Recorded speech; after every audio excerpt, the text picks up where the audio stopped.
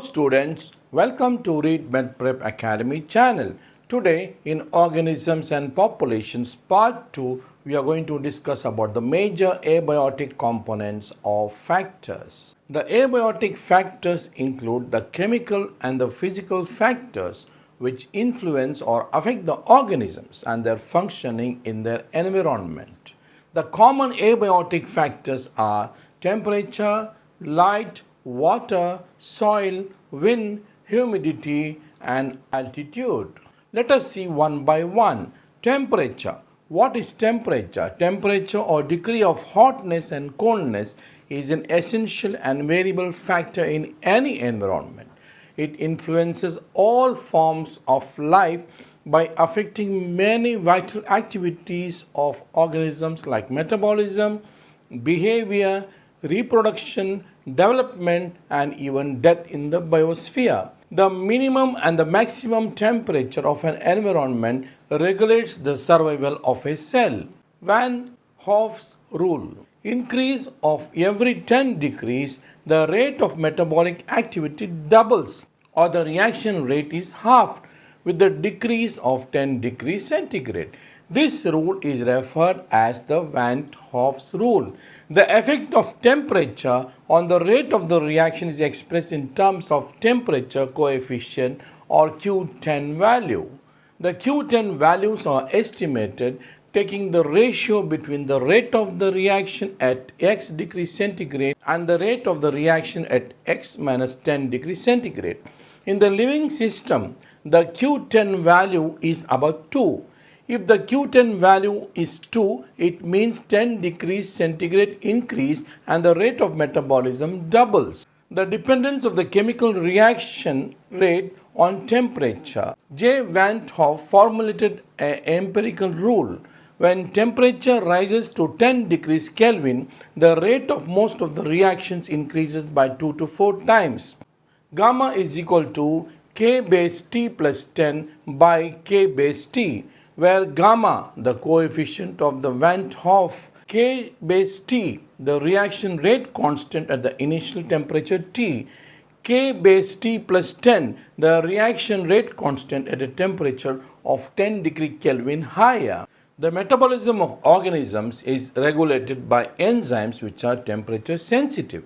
In many organisms, determination of sex and sex ratio, maturation of gonads, gametogenesis, and reproduction is influenced by temperature. In certain environments, the size and coloration of animals are influenced by temperature. Birds and mammals attain greater body size in colder regions than warmer regions. This is called Bergmann's rule.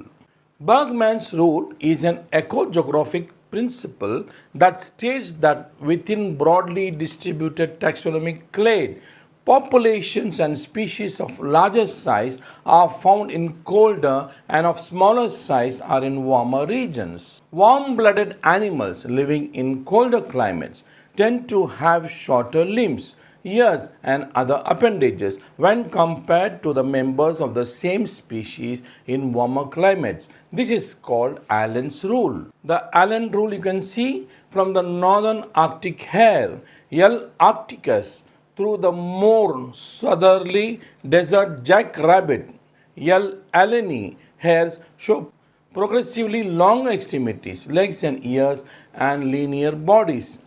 You can see the image on the left side, the Lepus arcticus, B. Lepus americanus, C. Lepus californicus, and D. Lepus alleni. You can see the increase in the ear length and the leg length. In some aquatic environments, an inverse relationship between water temperature and the fish meristic characters is observed. Lower the temperature, more the vertebrae. This is called Jordan's rule. You can see in the image the increase in the length of the vertebrae. Temperature influences the distribution of organisms. The tropics have higher diversity and density of populations when compared to temperate and polar regions. Adaptations to temperature. Adaptation to temperature is essential for the survival of the species and organisms.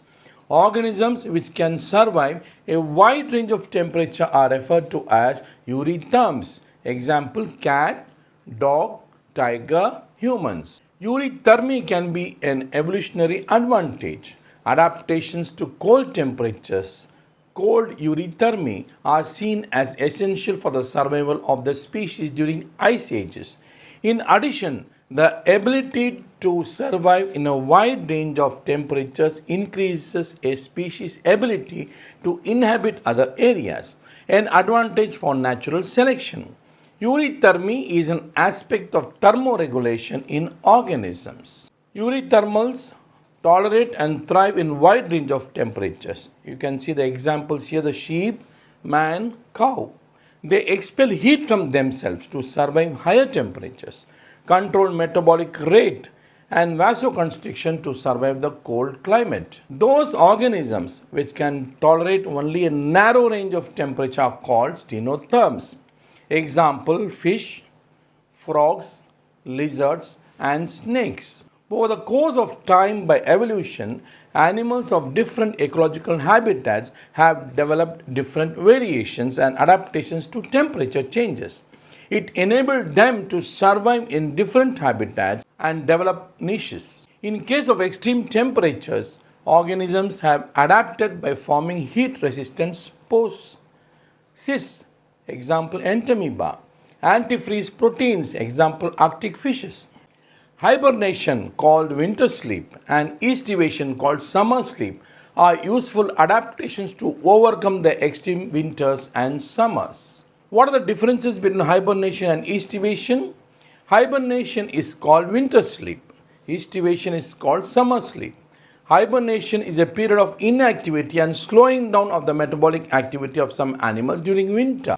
Estivation is a period of inactivity and slowing down of metabolic activity in some animals during summer. Hibernation lasts for a longer duration, the entire winter, whereas estivation lasts for a shorter duration. Hibernation ensures that the internal body temperature is maintained during cold winters. Estivation ensures that the internal body temperature is maintained and there is no harm to the body due to high temperature. Hibernation example: bear, chipmunks, bats, etc. Estivation example: amphibians, reptiles, etc. In certain conditions, migration is an appropriate adaptation to overcome extreme temperatures and resultant water and food scarcity. In the image you can see the migration of the birds. Types of organisms based on the temperature tolerance you can see in the graph. In the x-axis is the temperature, in the y-axis is the activity. Stenothermals tolerate minimal temperature. Stenothermals can tolerate maximum temperature, and these are of narrow ranges. Eurythermals are organisms which can tolerate wide range of temperature from a minimum to a maximum. Now let us move on to light. It is an important and essential abiotic factor. Ecologically, the quality, wavelength or color of light, the intensity, actual energy in a gram calories, and duration of light, means the length of the day of light, are considered significant for organisms. Light influences growth, pigmentation, migration and reproduction. The intensity and frequency of light influences metabolic activity, induce gene mutations by UV rays or X-rays in the light. Light is essential for vision. This is proved by the poorly developed or absence of eyes in cave-dwelling organisms. Diapause is also influenced by light in animals. Gonads of birds because more active with increasing light in summer. Light influences the locomotion and the movement of lower animals. What is phototaxis? The movement of organism in response to light, either towards the source of light, as in moths, that is called positive phototaxis, or away from light, example euglena, volvox, earthworm. This is called negative phototaxis. You can see in the image the moths around the light of the bulb. Phototropism, what is it? The growth or orientation of an organism in response to light, either towards the source of light called positive phototropism, as seen in sunflower or away from light called negative phototropism as in case of the root of the plants. In this image you can see the positive and the negative phototropism. Normally the stems grow upright. The roots grow straight downwards. When the root bends away from light, that is called negative phototropism. When the stem bends towards the light, that is called positive phototropism. What is photokinesis? A change in the speed of locomotion or frequency of turning in a mobile organism or cell which is made in response to a change in light intensity is called photokinesis. It involves undirected random movement in response to light. In the image on the right side, you can see a photokinesis where the movement is exaggerated because of the presence of light. On the right side, you can see the movement is inhibited because of the absence of light. Now let us move on to water. Life on earth began in the seas, and water is essential for the survival of all forms of life. About 3/4 of the earth's surface is covered with water. These places are called hydrosphere. Water is found in 3 states: gaseous state, liquid state and solid state. There are 2 types of water on the earth. They are freshwater bodies like the rivers, lakes, ponds, and the saltwater bodies like the seas and the oceans. Based on the dissolved salts, water can be hard water, which may contain the sulfates, nitrates of calcium and magnesium, or soft water without these salts. If hardness can be removed by boiling, it is a temporary hard water. And if the boiling does not help in the removal of the hardness, it is called the permanent hard water. What are the essential properties of water? Water is one of the main agents in pedogenesis, that means soil formation. It is a medium for several different ecosystems. It is present as moisture in the atmosphere and the outer layers of the lithosphere and is uneven in distribution on the earth. Water is heavier than air and imparts greater buoyancy to the aquatic medium. This enables the organism to float at variable levels. Water has high heat capacity and latent heat, due to which it can withhold large amounts of heat. Thus, oceans and lakes tend to maintain a relatively constant temperature, and the biosphere is relatively thermostable. Water is physically unique because it is less dense as a solid in the form of ice than as a liquid. When water freezes at 0 degrees centigrade, it contracts. The maximum density of liquid water occurs at 4 degrees centigrade. Below that, it expands markedly. This enables ice to float on the top of the water bodies. Hence, only the surface of water bodies will freeze, while below the surface, water will be in liquid form, sustaining life. Here you can see in this image the thermal zones in cold water bodies. Normally, the ice that is formed may be at a temperature of -6 degrees centigrade when the environmental temperature is also lower at around -6 degrees centigrade. Below the surface, the temperature increases as shown in this image. 0 degrees centigrade, lower is 1 degree centigrade, below is 2 degrees centigrade, below that is 3 degrees centigrade, below that is 4 degrees centigrade, and so on. Water is considered as the universal solvent. It is the main medium by which chemical constituents are transported from abiotic components to the living component of the ecosystem. Water has high surface tension. This allows the pollen, dust, and even water striders to remain on the surface of water body even though they are denser than the water. Now let us move on to the soil. What is soil? It is a mixture of organic matter, minerals, gases, liquids, and organisms that together support life. The soil zone is known as pedosphere. Soil is formed from rocks, which are the parent materials of soil, by weathering and is called embryonic soil. And the method of formation of soil is called pedogenesis. Here in this image, you can see the formation of the soil. Initially, it has a disintegrating rock. By the weathering processes, slowly various zones of soil are formed, which has a surface organic matter, mineral particles that are formed, and the organic matter and the parent material, and below that are the various zones: sea horizon, and the bedrock. Soil has 5 major functions: medium for plant growth, means for water storage and purification, modifier of Earth's atmosphere, habitat for many organisms which in turn modify the soil.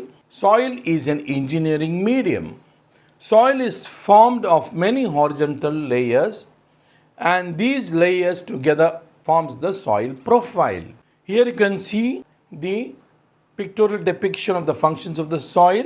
It's a medium for plant growth, habitat for soil organisms, water supply and purification, engineering medium, and recycling nutrients and organic waste.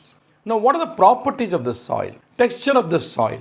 The texture of the soil is determined by the size of the soil particles. The types of the soil include sand, silt, and clay on the basis of the size differences. Porosity. The space present between the soil particles in a given volume of soil are called pore spaces.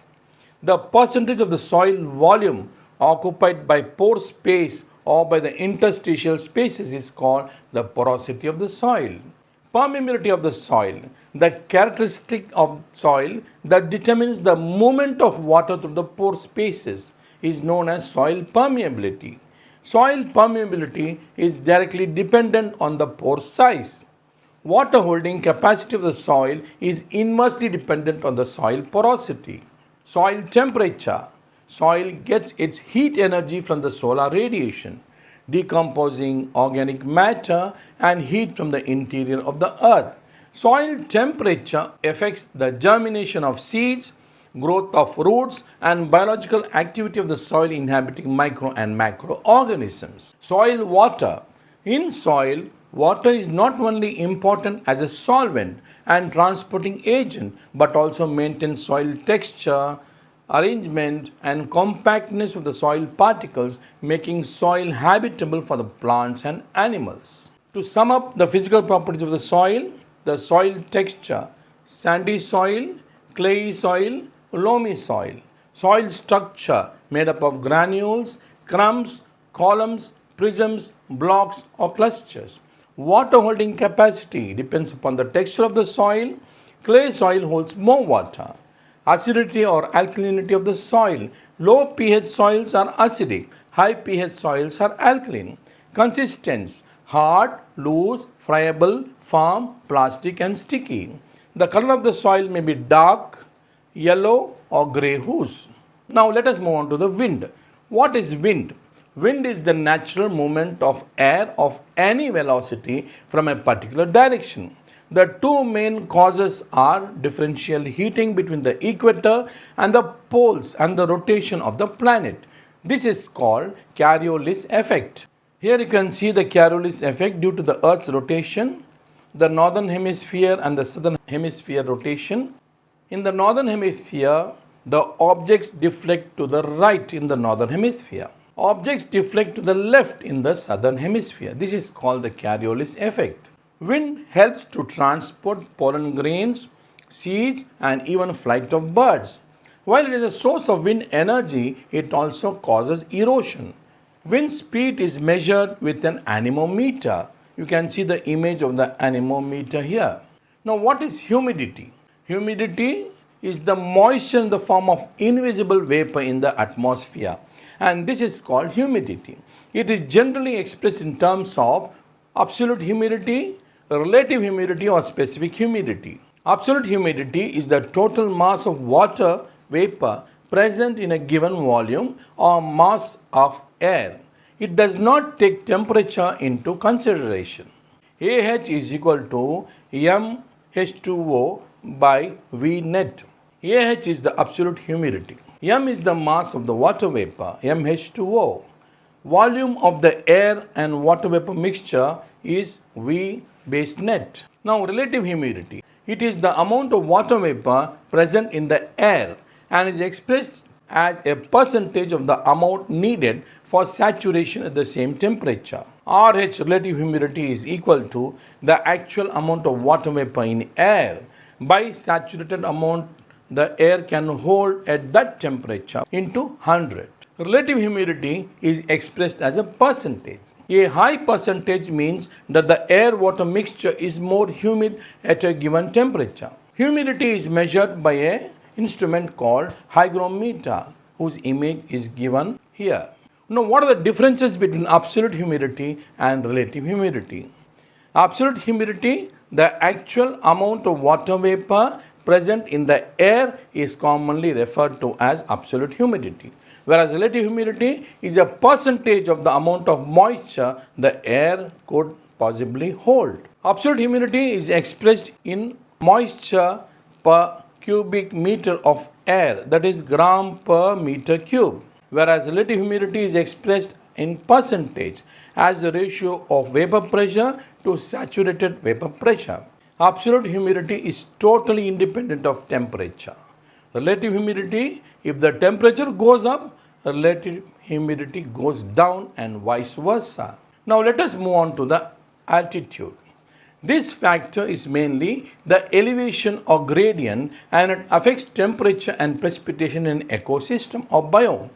As altitude increases, temperature and density of oxygen decreases. Higher altitude usually receives snow instead of rain because of low temperature. Temperature and altitude, you can see at 0 meters, the temperature is around 30 degrees at sea level. As the height increases to 1000 meters, the temperature decreases to 23.5 degrees centigrade. At 2000 meters, the temperature decreases to 17 degrees. At 3000 meters, the temperature may be approximately around 10.5 degrees centigrade. So, temperature decreases 6.5 degrees centigrade per 1000 meter. That means 3.8 degrees Fahrenheit per 1000 feet. Now, you can see the oxygen levels at altitude. At sea level, the oxygen is around 100% in the atmosphere. At 5000 feet, it is around 84%. At 10,000 feet, it is around 70%. At 50,000 feet, it is around 58%. At 20,000 feet, it is around 48%. At 25,000 feet, it is around 39%. At 30,000 feet, it is around 32%. So the oxygen level decreases as the height increases. Animals are known to modify the response to environmental changes, stress in reasonably short time spans. This is known as acclimatization. This is observed when people who have moved from the plains to higher altitudes show enhanced RBC count within a few days of settling in their own new habitat. This helps them to cope with lower atmospheric oxygen and higher oxygen demand. Here you can see in this image the adaptations of red cells to living at high altitudes. In people who are living at high altitudes, they have an increase in the number of RBCs to absorb as much as oxygen possible. In this image, you can see the level of oxygen at sea level is high, whereas as altitude increases, the level of oxygen in the blood decreases. Because of that, the RBCs increase in number to carry as much as oxygen possible. Today, we discussed about the organisms and populations part 2, in which we talked about the major abiotic components or factors like temperature, light, water, soil, wind, humidity, and altitude. So thank you. Kindly subscribe, like, share, and comment the channel readmedprep Academy. Kindly register for UG and PG NEET type MCQs in our website www.readmedprepacademy.com. Our Facebook ID is readmedprep Academy. Our email is readmedprepacademy@gmail.com. Our Instagram is readmedprep Academy. Don't forget to post your questions in the comment box. We will reply with appropriate answers. Thank you very much.